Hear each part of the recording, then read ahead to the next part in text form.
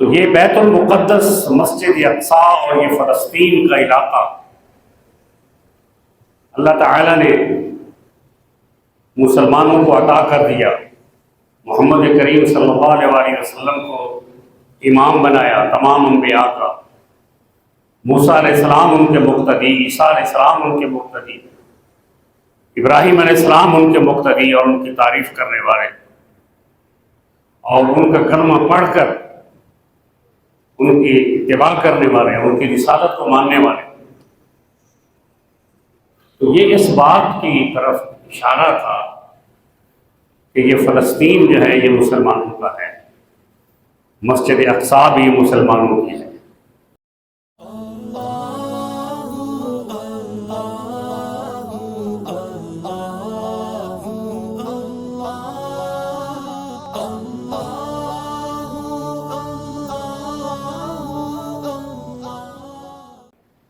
اما بعد فاعوذ باللہ من الشیطان الرجیم من حمزہ ونفخہ ونفثہ بسم اللہ الرحمن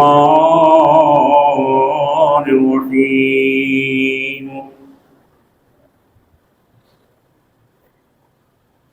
سبحان الذی اسری بعبدہ لیلا من المسجد الحرام إلى المسجد الأقصى الذي باركنا حوله لنريه من آياتنا إنه هو السميع البصير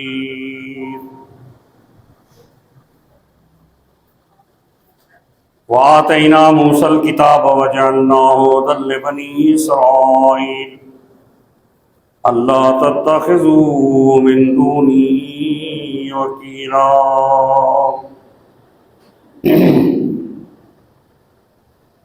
وقال الله تعالى في مقام آخر أم حسبتم من تدخلوا الجنة ولما يأتكم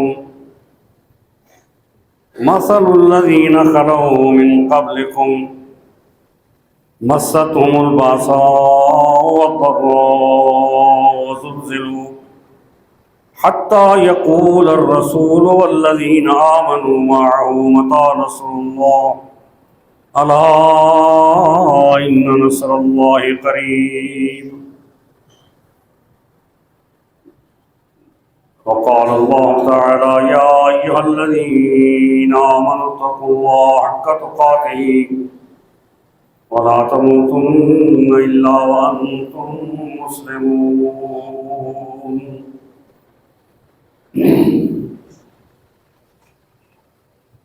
قال النبي صلى الله عليه وسلم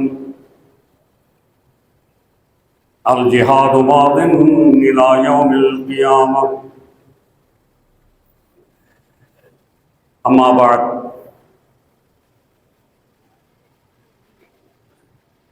سورہ بنی اسرائیل کی آیت، پہلی آیت ہے اور دوسری آیت۔ اللہ تبارک و تعالی ارشاد فرماتے ہیں پاک ہے وہ ذات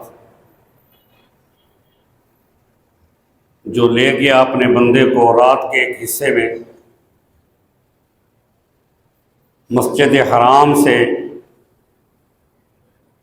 دور کی اس مسجد تک کہ وہ یہ کہ ہم نے اس میں بہت برکت رکھی ہے اور اس کے ارد گرد کو، تاکہ ہم اسے دکھائیں اپنی نشانیاں۔ بلا شبہ وہی سب کچھ سننے والا، سب کچھ دیکھنے والا ہے۔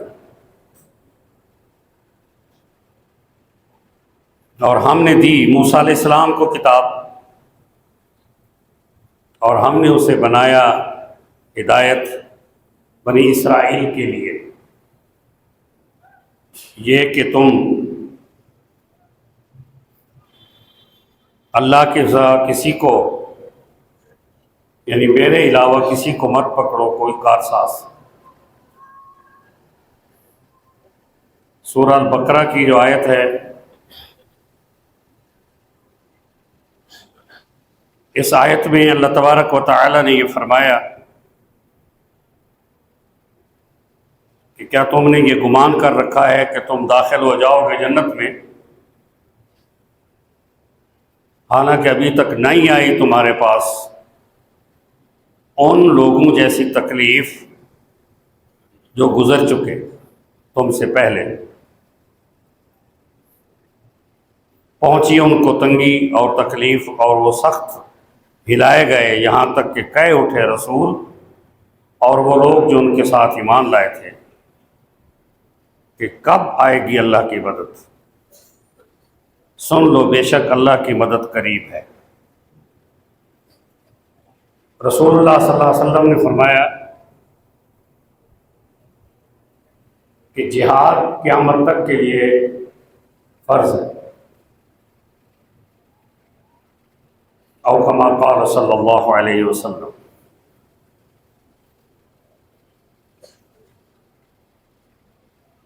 اللہ تبارک و تعالی نے رسول پاک صلی اللہ علیہ وسلم کو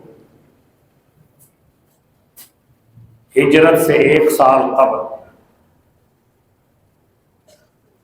اسرا اور معراج جو ہے وہ عطا کیا۔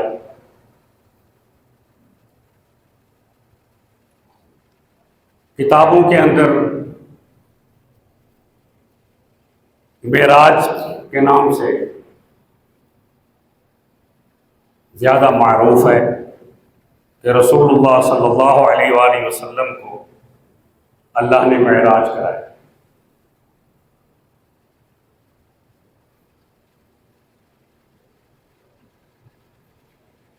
معراج اس سیڑھی کو کہتے ہیں جو مسجد اقصی بیت المقدس سے آسمان کی طرف لگائی گئی تھی اور جس پر چڑھ کر رسول اللہ صلی اللہ علیہ وسلم پہلے آسمان تک پہنچے تھے۔ اسراء اس سفر کو کہتے ہیں قرآن کی روح سے، من المسجد الحرام الى المسجد الاقصی۔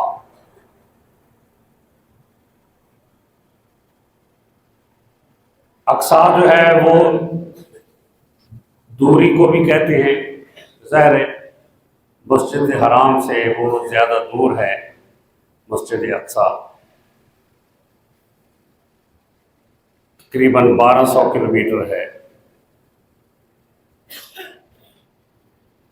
اور اقصی جو ہے وہ ایک ٹیلے کو بھی کہتے ہیں، اونچی جگہ کو۔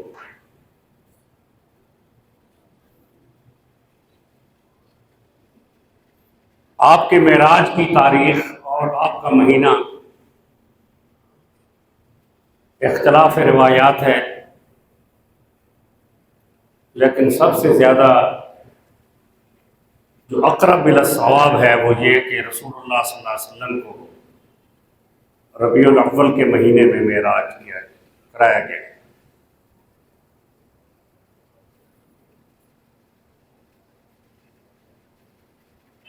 انبیاء کرام کو اللہ تبارک و تعالی نے ان کی حیثیت کے مطابق ان کو نبوت بھی عطا کی، رسالت بھی عطا کی، لیکن جو نبوت اور رسالت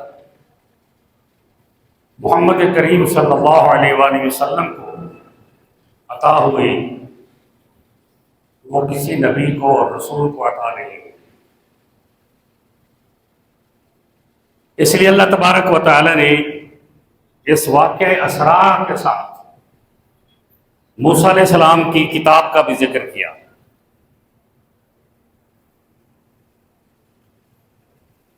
جس کو تورات کہتے ہیں، اور جو کتاب عیسیٰ علیہ السلام کو دی گئی اس کو انجیل کہتے ہیں۔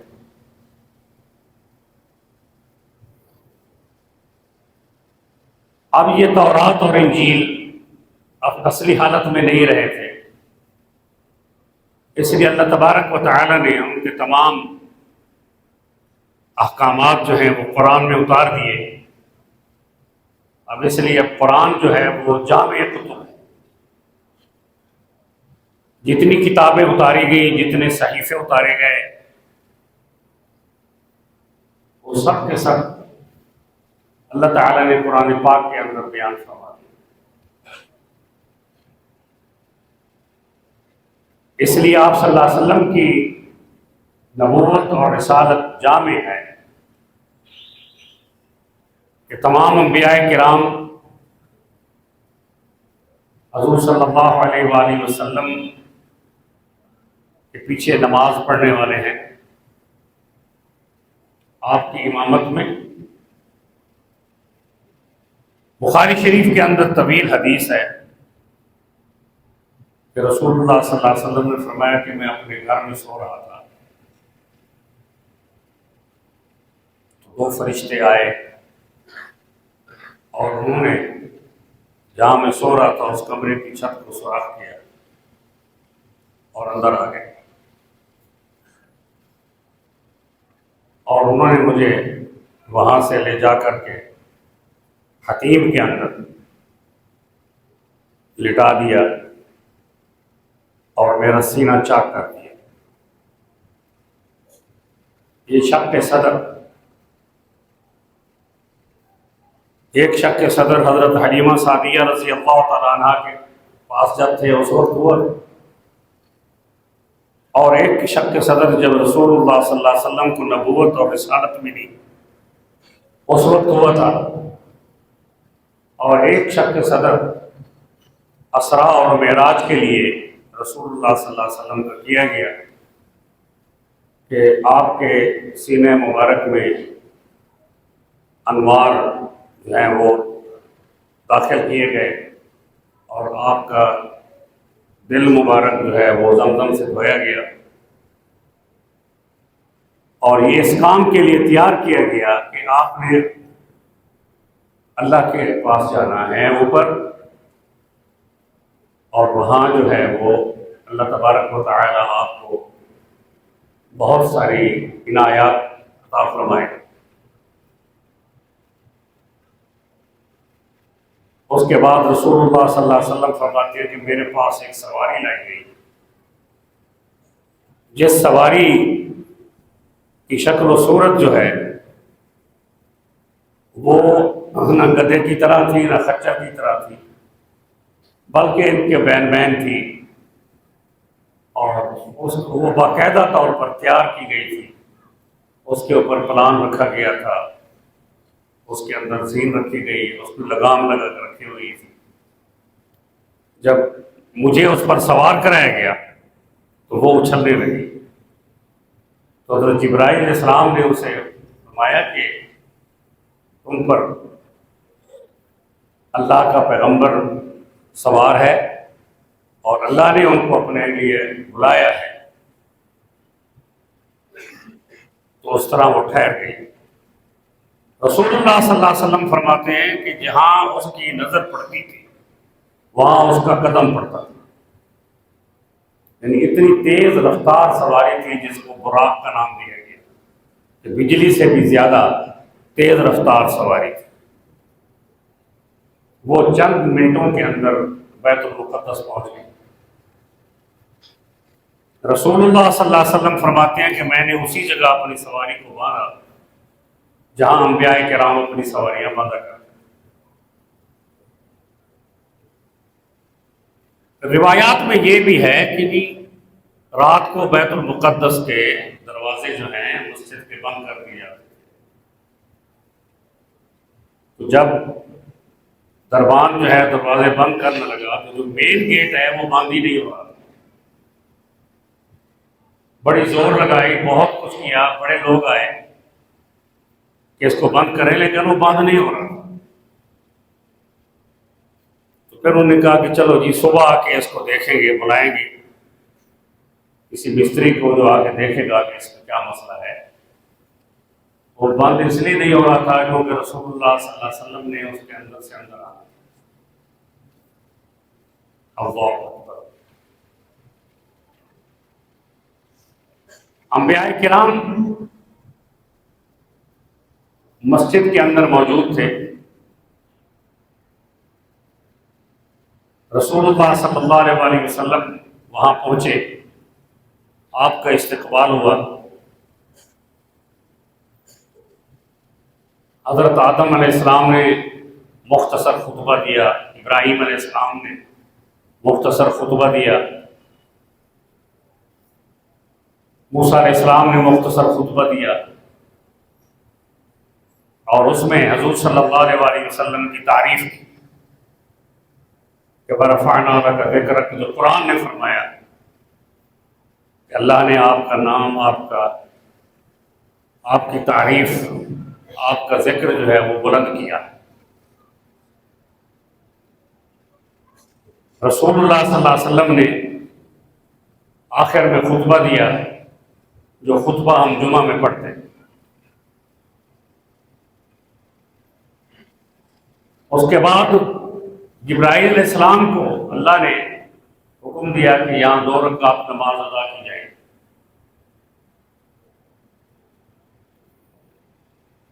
رسول اللہ صلی اللہ علیہ وسلم فرماتے ہیں کہ میں یہ سوچ رہا تھا کہ آج امامت آدم علیہ السلام فرمائیں گے کیونکہ وہ ابو البشر ہے، پھر میں یہ بھی سوچ رہا تھا کہ امامت ابراہیم علیہ السلام فرمائیں گے کیونکہ وہ امام الانبیاء ہیں اور امام الموحدین ہیں۔ اللہ نے نبوت کا سلسلہ انہیں کی اولاد سے جاری کیا، بنو اسماعیل اور بنو اسرائیل۔ آپ فرماتے ہیں کہ میں اسی سوچ میں مبتلا تھا کہ اللہ نے جبرائیل علیہ السلام کو حکم دیا کہ خذ بید محمد صلی اللہ علیہ وسلم فإنہ امام الانبیاء والمرسلین۔ اے جبرائیل علیہ السلام، آپ رسول پاک صلی اللہ علیہ وسلم کا ہاتھ مبارک پکڑیے اور ان کو مصلی پر کھڑا کیجئے، کیونکہ یہی تمام انبیاء اور رسولوں کا امام۔ اللہ اکبر۔ تو یہ بیت المقدس، مسجد اقصیٰ اور یہ فلسطین کا علاقہ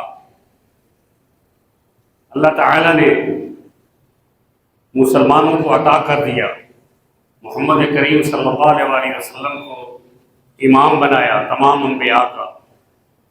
موسیٰ علیہ السلام ان کے مقتدی، عیسیٰ علیہ السلام ان کے مقتدی، ابراہیم علیہ السلام ان کے مقتدی اور ان کی تعریف کرنے والے، اور ان کا کلمہ پڑھ کر ان کی اتباع کرنے والے، ان کی رسالت کو ماننے والے۔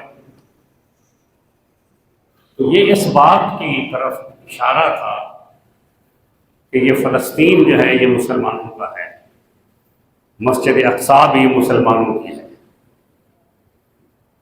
کیونکہ بنی اسرائیل سے وہ چیز چھین کر اللہ نے قرآن میں فرمایا کہ یا بنی اسرائیل اذکروا نعمتی التی انعمت علیکم وانی فضلتکم علی العالمین۔ کہ بنی اسرائیل، ہم نے آپ کو تمام عالمین پر فضیلت عطا کی تھی، آپ کو مقام عطا کیا تھا، اس وجہ سے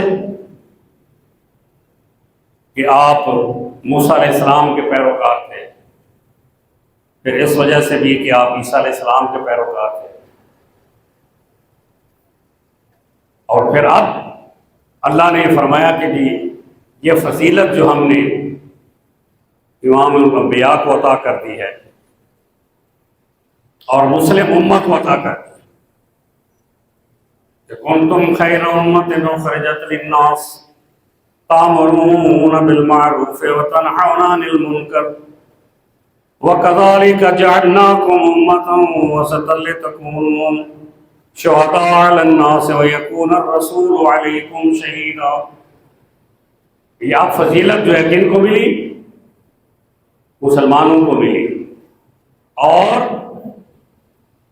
بنی اسرائیل کو بھی فضیلت اس وقت ملے گی جب وہ محمد رسول اللہ صلی اللہ علیہ وآلہ وسلم کا کلمہ پڑھیں گے اور مسلمان ہو جائیں گے۔ اور بنی اسرائیل میں سے یہودی جو ہیں ان کو قتل کر دیا جائے گا۔ جب عیسیٰ علیہ السلام آئیں گے تو ایک بھی یہودی زندہ نہیں رہے گا، حدیث میں یہ آتا ہے کہ پتھر کے اندر بھی اگر کوئی نیچے یہودی چھپا ہوگا تو وہ پتھر بول اٹھے گا کہ یہاں یہودی چھپا ہے، اس کو نکالو اور اس کو قتل کرو، اور تمام عیسائی جو ہیں وہ مسلمان کیے جائیں گے عیسیٰ علیہ السلام کی آمد پر۔ یہ قرآن میں سورہ آل عمران کے اندر فرمایا کہ عیسائی مسلمان ہوں گے اور یہودی جو ہیں وہ قتل کر دیے جائیں گے۔ لیکن یہ کیسے ہوں گے؟ کہ جب امت مسلمہ جہاد کا جھنڈا جو ہے بلند رکھے،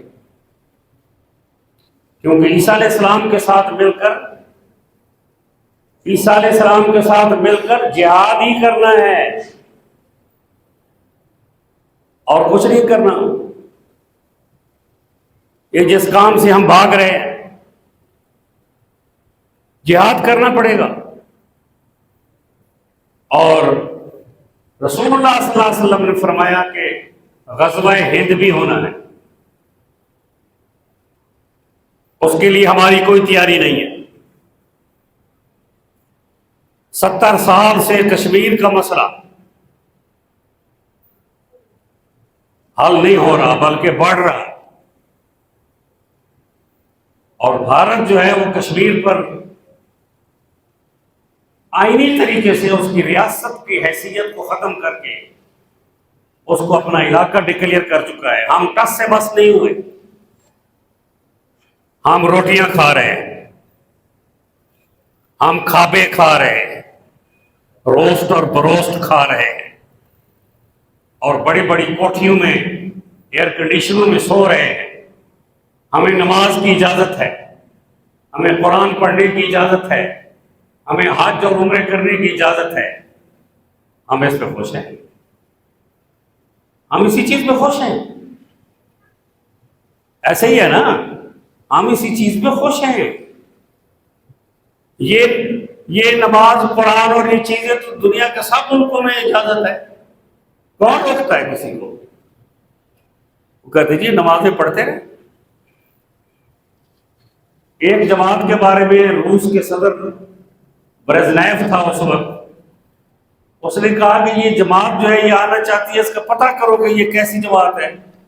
جب انہوں نے اس کی انٹیلیجنس کی تو انہوں نے بتایا کہ جی یہ جماعت تو آخرت کی بات کرتی ہے، یہاں اس کا کوئی تعلق نہیں ہے، یہاں کے لیے وہ کچھ نہیں چاہتے، وہ کہتے ہیں بس ادھر کا سنبھال لو، روشن ہو جائے گی، ایک رات دے دو سب کچھ روشن ہو جائے گا، تو اس لیے ان کو آنے دو، ان کا کوئی مسئلہ نہیں۔ غزوہ ہند کے لیے ہماری کیا تیاری ہے؟ کوئی تیاری نہیں۔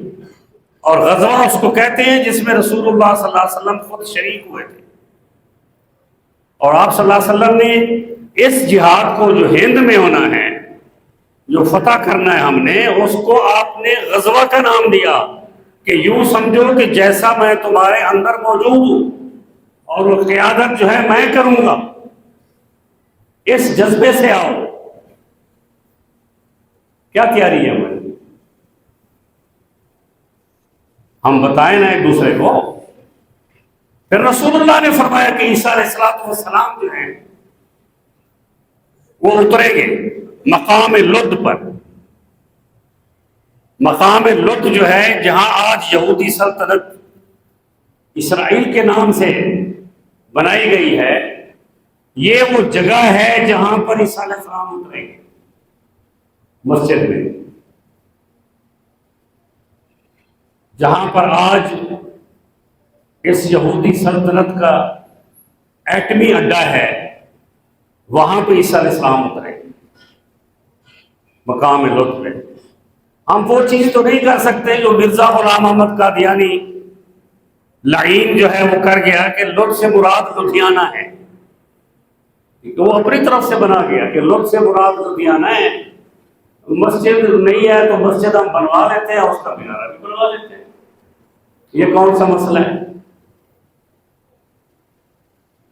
تو یہاں سے جہاد شروع ہونا ہے، ہم نے پتہ نہیں کیا سوچا ہوا ہے۔ 1922 کے اندر جنگ عظیم کے بعد، پہلے جو جنگ عظیم تھی اس کے بعد یہ فلسطین کا سارا علاقہ جو ہے یہ برطانیہ کے قبضے میں چلا گیا، اور برطانیہ نے یہاں پر یہودیوں کو آباد کرنا شروع کیا۔ جرمنی نے، ہٹلر نے یہودیوں کو مارا اور نکالا وہاں سے، برطانیہ نے اپنے یہودی نکالے۔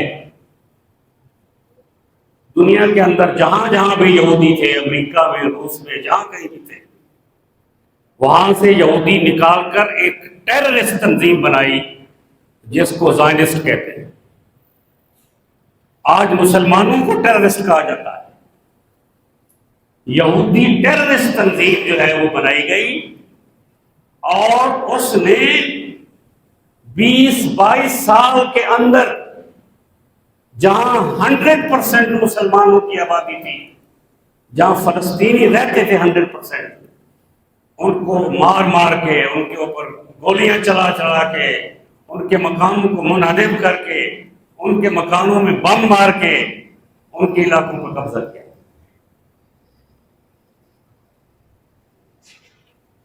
ہمارے جو دوست ہیں وہ یہ کہتے ہیں کہ فلسطینیوں نے وہاں جگہ بیچی ہے۔ کوئی نہیں بیچی، ان کے پاس ان کے کوئی کاغذات نہیں ہیں۔ یہ قبضے کی جگہ ہے، جیسے کشمیر پر قبضہ ہے، اسی طرح فلسطین پر قبضہ کروایا گیا۔ ان بڑی بڑی جو حکومتیں ہیں، ملک ہیں، سو کارڈ، اور 15 مئی 1948 کو یاد رکھ لینا، کہاں 15 مئی 1948 کو 73% جگہ پر زائنسٹ قبضہ کر چکے تھے، اور اس وقت انہوں نے یہودی ریاست کا باقاعدہ طور پر زبردستی اعلان کر دیا اور مسلمانوں کو وہاں سے بے دخل کر دیا۔ آج فلسطین اور غزہ اور مسجد اقصی ٹیررسٹ یہودیوں کے قبضے میں ہے، غزہ بھی یہودیوں کے قبضے میں ہے، اس کے گردا گرد سارے یہودی فوجی ہیں وہ جمع ہیں۔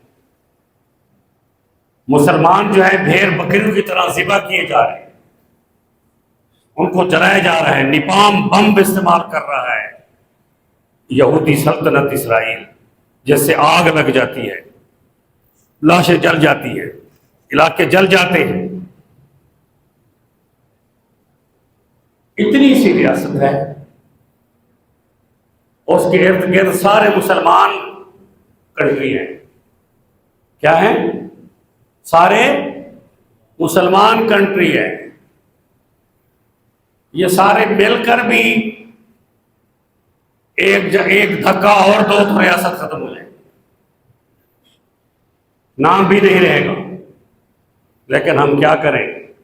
جی تو چاہتا ہے کہ جہاد میں جاؤں اور بہادری کے جوہر دکھاؤں، لیکن سنا ہے کہ سالے جان سے مار دیتے۔ اس وجہ سے ہماری حکومتیں ڈری ہوئی ہیں، اس وجہ سے ہمارے علاقوں کے لوگ ڈرے ہوئے ہیں، مسلمان ڈرے ہوئے ہیں کہ ہمیں موت آ جائے۔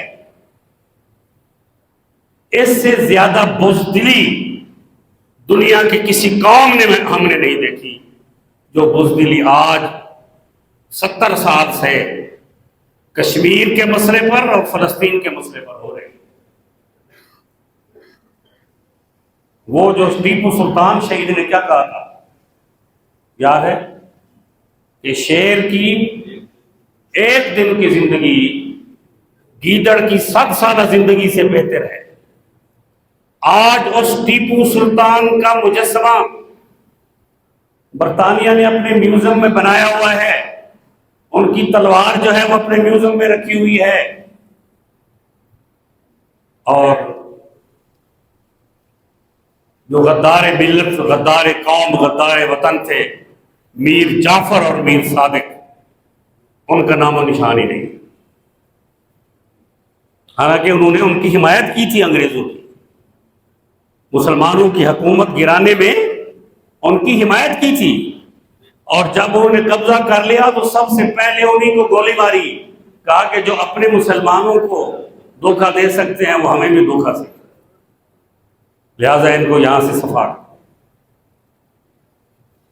اس لیے مسلمان ملکوں سے میں یہ کہتا ہوں، وہ جو 42 ممالک ہیں جن کی ایک فوج بنی ہوئی ہے، جس کے ایک سربراہ بنائے ہیں جنرل راحیل شریف کو، وہ کس لیے بنائی ہوئی ہے؟ کس لیے بنائی ہوئی؟ اس کا کیا فائدہ ہے؟ اگر مسلمان ایسے ذبح ہوں گے، مسلمانوں پر ایسے ظلم ہوگا، جو قرآن فرماتا ہے کہ مثل الذین خلوا من قبلکم مستهم الباساء والضراء وزلزلوا حتى يقول الرسول والذین آمنوا معه متى نصر اللہ الا ان نصر اللہ قریب۔ شہید ہو جاؤ، غازی بن جاؤ، یہ دو اللہ نے آپ کو مقام عطا کیے، یہ نعمتیں ہیں آپ کے لیے۔ کیا ہو جاؤ؟ یا شہید ہو جاؤ یا غازی بن جاؤ۔ اور اس سے بہتر ہے کہ آپ یا تو اس کو مٹا دیں یا خود شہید ہو جائیں، اس کے علاوہ تو اور کوئی چانس نہیں ہے۔ اگر زندہ بھی رہو گے تو مر تو جانا ہی ہے، بستر پر بھی مر جائیں گے، چلتے پھرتے بھی مر جائیں گے، ایکسیڈنٹ میں بھی مر جائیں گے، بیٹھے بیٹھے بھی مر جائیں گے، تو پھر کیا فائدہ ہے ایسی زندگی کا جو زندگی اللہ کے راستے میں کام ہی نہ آئے؟ افسوس کا مقام ہے۔ میں ویسے اس کو بے غیرتی کا نام دیتا ہوں کہ پوری امت مسلمہ کی حکومتیں جو ہیں وہ بے غیرتی کا پارٹ ادا کر رہے ہیں اور کچھ نہیں، قسم و قسم کے بہانے طرح سے جا رہے ہیں کہ جنگ بندی کرو، پانی جانے دو، روٹی جانے دو، فلاں چیز جانے دو، حملہ کرو، دکھاؤ کہ ہم کیا ہیں، پتہ چل جائے اس کو کہ دنیا میں مسلمان بھی رہتے ہیں۔ یہ وہ جگہ ہے جہاں رسول اللہ صلی اللہ علیہ وسلم نے امامت فرمائی، یہ وہ جگہ ہے جہاں رسول اللہ صلی اللہ علیہ وسلم کو اللہ نے یہ عطا فرمایا کہ یہ مسجد اقصی آپ کی ہے، یہ بیت المقدس آپ کا ہے، اور آپ یہ سن کر بھی حیران ہوں گے بلکہ خوش ہوں گے کہ 17 سال محمد رسول اللہ صلی اللہ علیہ وسلم مسلمانوں کے ساتھ فلسطین کی طرف، بیت المقدس کی طرف رخ کر کے نماز پڑھاتے رہے اور مسلمان نماز پڑھتے رہے۔ اس لیے رسول اللہ صلی اللہ علیہ وسلم نے فرمایا لا تشد الرحال الا الى ثلاثۃ مساجد، یہ ہمارا مقدس مقام ہے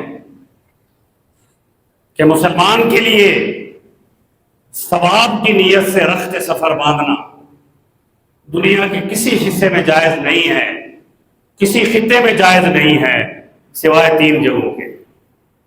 کون سی جگہ؟ مسجد الحرام ہے، فرمایا کہ یہ اللہ کا گھر، لمسجد اسست علی التقوی من اول یوم احق ان تقوم فیہ۔ پھر فرمایا کہ مسجد ایلیا بیت المقدس ہے، بیت المقدس کے اندر، فلسطین کے اندر جو مسجد اقصی ہے وہاں پر آپ جا سکتے ہیں، ثواب زیادہ ملے گا۔ وہ مسجدی ھذا، فرمایا کہ میری مسجد مدینہ منورہ میں، یہاں آئیں، یہاں ثواب ملے گا آپ کو زیادہ۔ آج وہ جگہ ہے جہاں آپ مسلمانوں کو نماز نہیں پڑھنے دی جا رہی۔ مسجد اقصی کی جو تقدیس ہے اس کا خاتمہ کر دیا گیا ہے۔ یہودی اس پہ قابض ہیں اپنی مرضی سے، جس کو چاہے نماز پڑھنے دیں، جس کو چاہے نماز نہ پڑھنے دیں۔ کیا یہ زندگی بہتر ہے یا وہ زندگی بہتر ہے جو رسول اللہ نے فرمایا الجہاد ماضٍ الی یوم القیامہ، جہاد جو ہے وہ قیامت تک جاری رہے گا۔ اور رسول اللہ نے فرمایا وَرِزْقِي تَحْتَ رَمْحِي، اس حدیث کو بھی سن لے۔ رزق جو ہے وہ کاغذ پینسل سے کاغذ بنانے کا رزق نہیں ہے، منشی بننے کا رزق نہیں ہے، کلرک بننے کا رزق نہیں ہے، یہ اسٹیبلشمنٹ بننے کا رزق نہیں ہے، یہ بڑے بڑے بیوروکریٹ بننے کا رزق نہیں ہے، بڑی بڑی گاڑی میں بیٹھ کر چلنے پھرنے کا نام رزق نہیں ہے۔ فرمایا وَرِزْقِي تَحْتَ رَمْحِي، اللہ نے ہمارا رزق میزائلوں میں رکھا ہے۔ میزائل بناؤ، میزائل چلاؤ، کس لیے رکھے ہو؟ کس لیے رکھے ہو؟ یہ تو بتایا جائے نا ہمیں۔